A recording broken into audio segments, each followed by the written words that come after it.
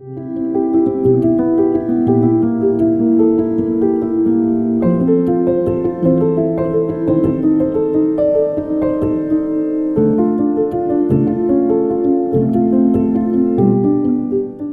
this edition of Lexington Now, a new council is inaugurated, police add new officers, and winter safety tips.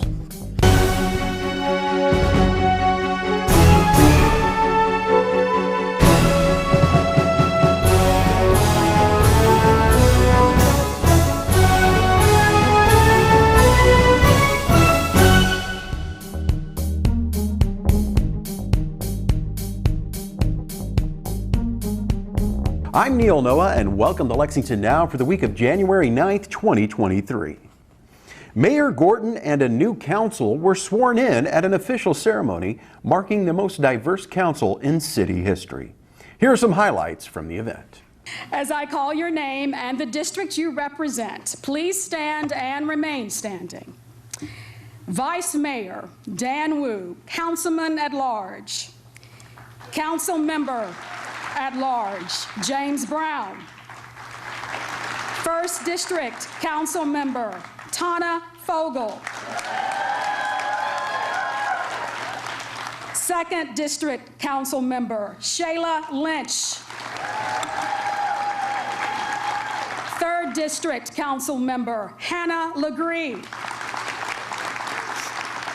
Fifth District Council Member Liz Sheehan. 6th District Council Member Denise Gray. 8th District Council Member Fred Brown. 9th District Council Member Whitney Baxter. 10th District Council Member David Savigny. 11th District Council Member Jennifer Reynolds. 12th District Council Member Kathy Ploman. 3 of the members could not be here today, but have already been sworn in, and let's give them a round of applause after I say 3 of their names. Council Member at Large Chuck Ellinger, 4th District Council Member Brenda Meneres, and 7th District Council Member Preston Worley. Give them all a round of applause. Thank you for your service, and take stock of the diversity in this photo right here. Yes, indeed, it is a city for all. At this time, Fayette County Chief Circuit Court Judge Kimberly Bunnell will now come to administer the oath of office.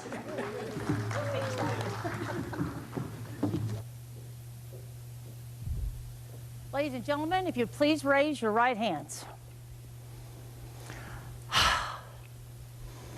Do each of you solemnly swear or affirm that you will support the Constitution of the United States and the Constitution of this Commonwealth, and be faithful and true to the Commonwealth of Kentucky so long as you continue a citizen thereof, and that you will faithfully execute to the best of your ability the office of Council Member, Lexington Fayette Urban County Government, according to law? And do you further solemnly swear or affirm that since the adoption of the present Constitution, that you, being a citizen of this state, have not fought a duel with deadly weapons within this state nor out of it, nor have you sent or accepted a challenge to fight a duel with deadly weapons, nor have you acted as second in carrying a challenge, nor aided or assisted any person thus offending, so help you God?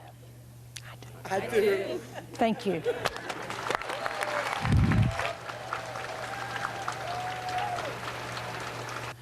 You know, a lot has been written this year about the diversity of the new council. For the first time, we have 6 people of color on council, 3 African-American women, 1 African-American man, and our first Latina council member. Not to mention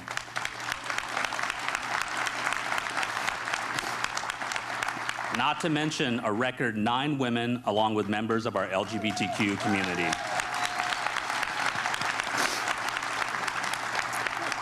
I am proud to be Lexington's first Asian American council member and vice mayor. But we are not here to check off boxes, and we are not here just to be the first of anything. We are here to bring our unique voices, perspectives, and lived experiences to city government. We, all of us on council, represent different parts of our city, geographically, demographically, and socially. And I have hope that this diversity is what will make us strong, creative, and compassionate enough to represent you, the people of Lexington. I am humbled beyond words to be up here today, and I am so proud of my fellow council members, new and returning. Thank you so much for your faith in us, and I look forward to working with my colleagues on council, Mayor Gordon, and everyone in this room to make Lexington an even better home for all of us. Do you solemnly swear or affirm that you will support the Constitution of the United States and the Constitution of this Commonwealth, and be faithful and be true to the Commonwealth of Kentucky, so long as you continue a citizen thereof, and that you will continue to faithfully execute to the best of your ability the office of Mayor, Lexington Fayette Urban County Government, according to law? And do you further solemnly swear or affirm that since the adoption of the present Constitution, that you, being a citizen of the state, that you have not fought a duel with deadly weapons within this state nor out of it, nor have you sent or accepted a challenge to fight a duel with deadly weapons, nor have you acted as second in carrying a challenge, nor aided or assisted any person thus offending, so help you God? I do. Congratulations, Mayor. Thank you. Thank you so much. Absolutely. Over almost 250 years, our strengths, the secrets of our success, have been our people and our land. As demonstrated by our past and our present, dedication to community is something people in Lexington have always understood. I know we can build on our success, and I challenge each of you here today to get involved. Roll up your sleeves for your community. Lexington Police added over 24 new police officers to their ranks, the latest recruit class for the city. We were there for the ceremony. These last couple of years, 3 or so, it's not been easy to get people to have the dedication, the commitment, the honor, the integrity, the passion and compassion for this profession. So when you see people wanting to stand up to save the world after seeing some of the stuff that's on the news today,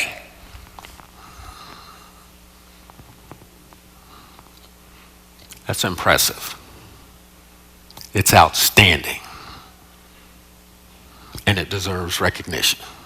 So today, we recognize you.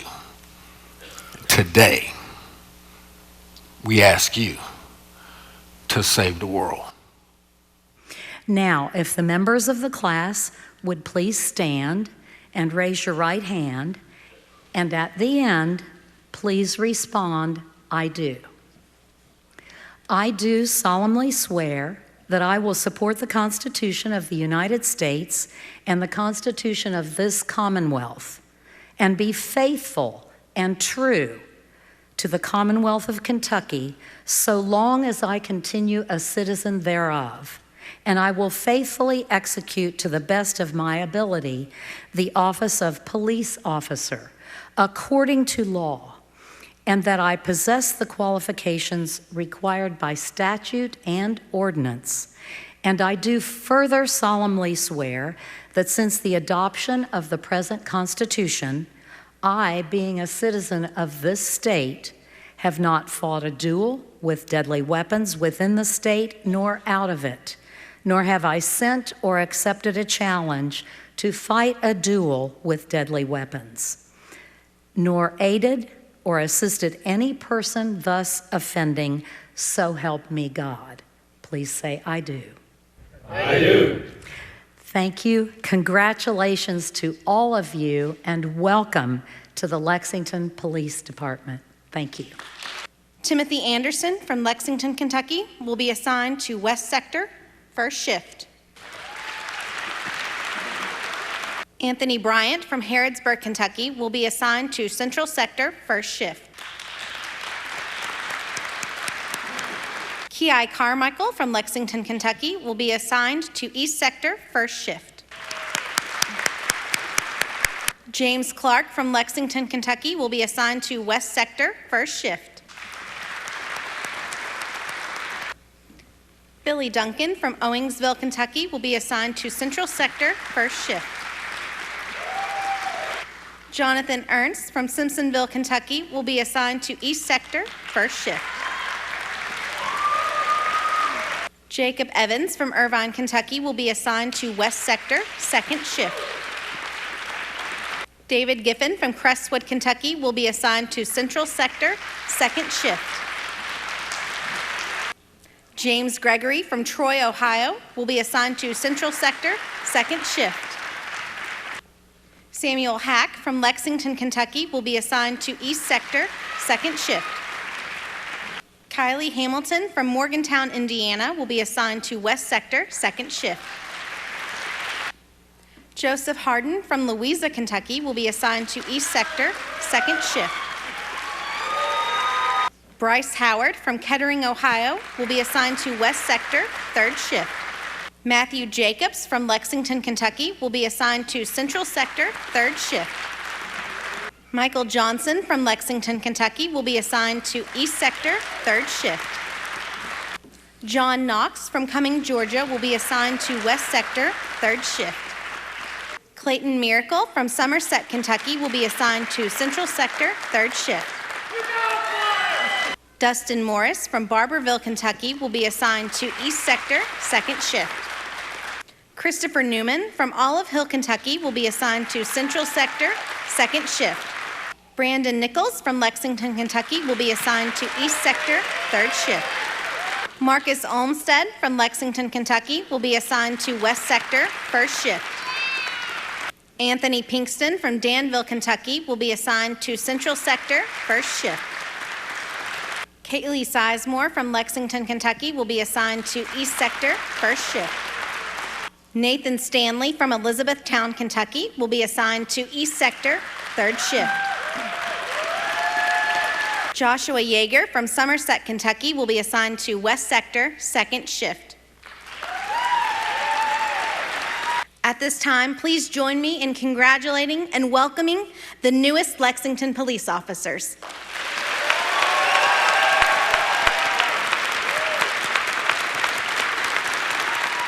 When we come back, we'll share some tips on winter safety.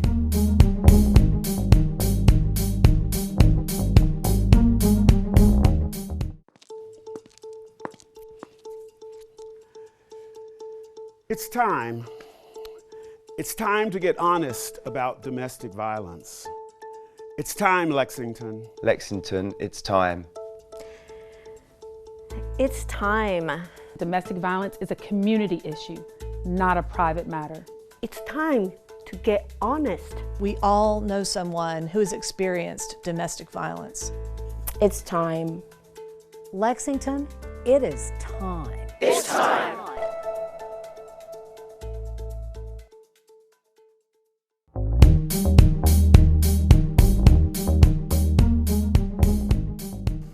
Welcome back to Lexington Now. Winter in central Kentucky is always an unpredictable time and brings with it many different hazards. Major Jessica Bowman of the fire department shares tips on staying safe this winter. Basically, our message is when in doubt, don't go out. So if you are out during any type of inclement weather, whether it's black ice, they call it black ice because it's hard to see, you need to slow down, increase your stopping distance, allow more time to get where you're going so you're not in a hurry. But our basic message is when in doubt, don't go out. We also urge people to put salt out and clear their walkways because slip and fall injuries are very common with any type of inclement weather, snow, ice, sleet, things like that. It also allows us a safe path to enter your home if there is an emergency to get our stretchers and equipment and things inside your home. It helps us when there's a path for that. Checking on your neighbors. So during the winter months, it's a good time to check on your neighbors, make sure they have what they need.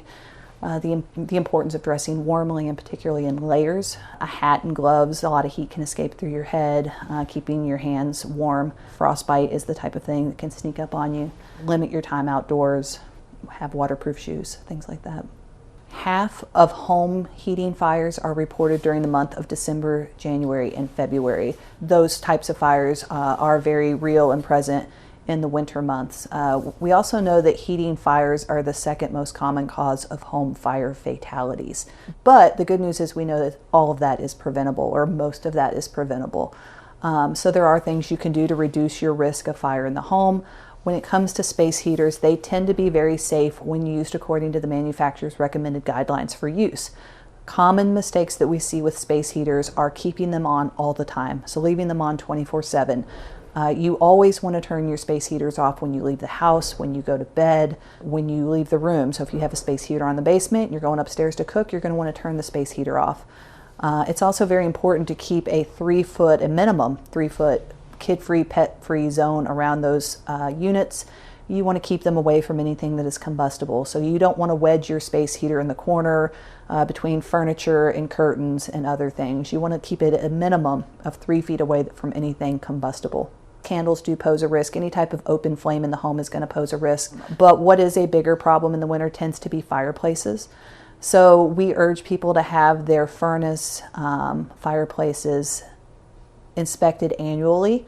There are problems that can be prevented with just a little bit of preventative maintenance. So there are things that would not be visible to the naked eye if you were just looking at your fireplace. But we know that in the months that your fireplace isn't in use, that animals can build nests. There can be small cracks, things like that, that aren't visible to the eye. Having your fireplace and your furnace inspected annually is good preventative maintenance to keep fires from happening in your home. What we'll see is fires getting out of the firebox of the fireplace up into the chimney, things like that. Sometimes we see people use their stove or oven as a form of supplemental heat to heat their home. That is very dangerous. You never want to use a product for anything other than its intended use. Another thing that is common during the winter is frozen pipes. So preventing your pipes from freezing, thawing frozen pipes, or burst pipes. Those are, the kind of the 3 separate phases of that problem. So if you want to prevent your pipes from freezing, it's good to keep the water at least dripping or flowing in some way. Also, keeping the cabinet doors open, so that allows warmer air to circulate around the pipes to keep them from freezing. If your pipes have frozen, you can attempt to thaw them using a heating pad or using a space heater pointed at the pipes. You want to make sure the faucet is open during that thawing process to allow any water to escape. But what you never want to do is you never want to use an open flame like a candle or a torch to try to thaw frozen pipes, because that will just lead to more problems. Finally, if your pipes have burst, the best thing you can do is know where your water shutoff valve is to limit damage within your home, and then call a licensed plumber to come fix the problem. We see all these things every year. Winter weather is an annual occurrence, and so it is something that we can prepare for. Smoke alarms remain your best defense in house fires. We recommend that you test smoke alarms on a monthly basis. Now is a good time going into winter to test those smoke alarms. We also recommend that you have a carbon monoxide alarm if you have any type of gas in your home, so gas appliances, gas furnace. If you have an attached garage, a fireplace, anything like that, we recommend that you have at least one carbon monoxide alarm in your home. The industry best practice would be to have one per level. So if you live in a 2-story home on a basement, you would have one on each level and in the basement, so 3 total, but a minimum of 1 alarm. And I recommend putting those, if you only have one, I recommend putting it closest to where you sleep, because the effects of carbon monoxide poisoning mimic that of the flu. So if you were to start to experience those symptoms, you would think maybe you're just sick with the flu or something like that, and you would go to bed.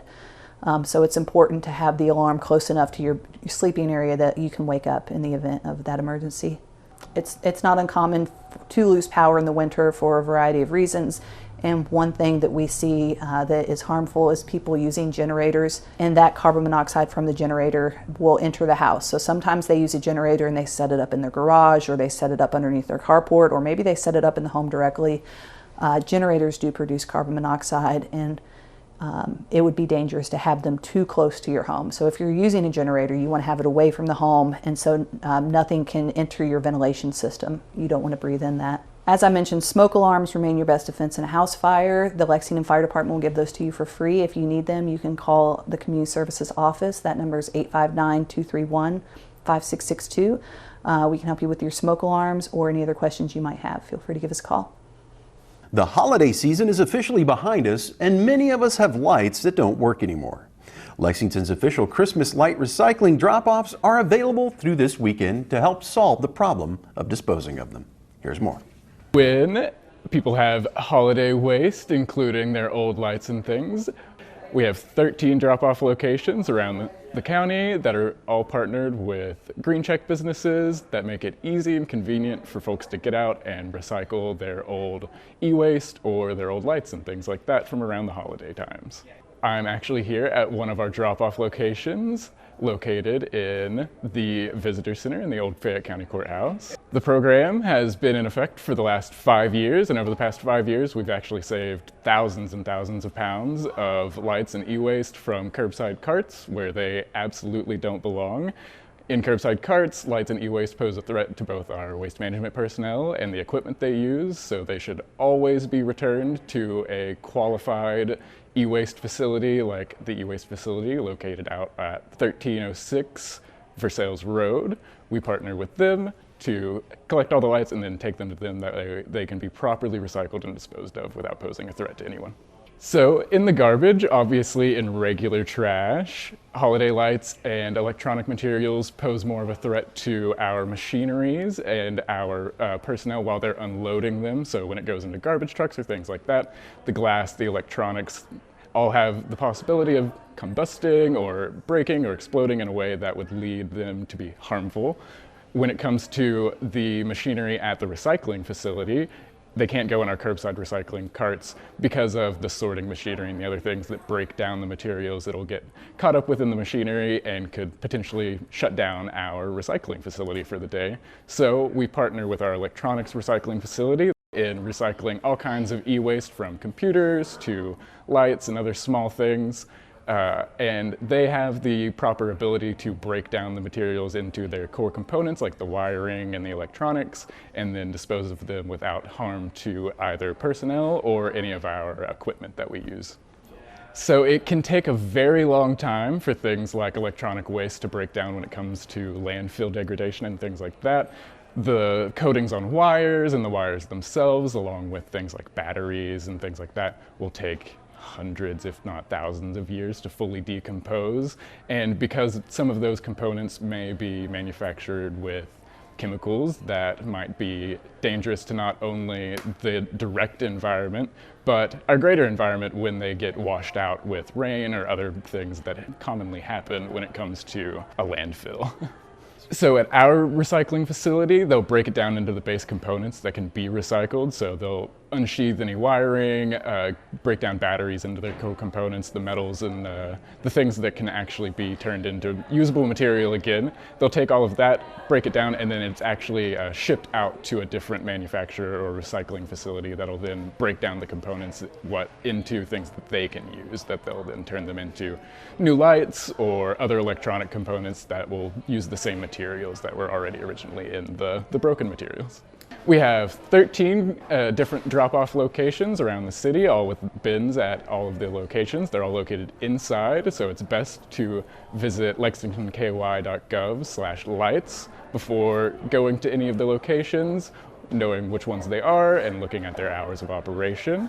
We have all kinds, like I said, like the Visitor Center here in the old Fayette County Courthouse, West 6th Brewery, Good Foods Co-op, both of the Crank and Boom ice cream locations, and both of the Drawn Run Walks locations. So all kinds of different opportunities, but if for some reason that someone isn't available to make it out to any of our drop-off locations during the program runs until January 15th, so bins will be out until then, but if for some reason they're not able to make it or they think that they might have too much waste for one of our collection bins, it can always be taken directly to the recycling facility itself like I said, located at 1306 for Sales Road. You can follow the signs back and they'll meet you out there and help you unload all of that waste and everything. And there's a full list of accepted items and their hours of operation at lexingtonky.gov/ewaste.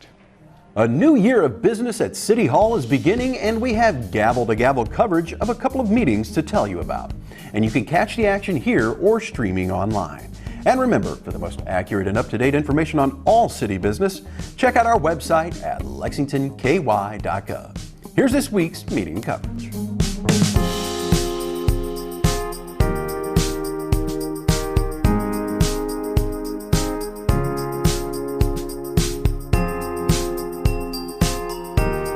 That's all for now, but as always, you can keep up with us on social media. Check out the latest traffic updates on Twitter at LexRex, or catch our live traffic cams on lexingtonky.gov. For all of us at Lex TV, I'm Neil Noah, and that's it for now.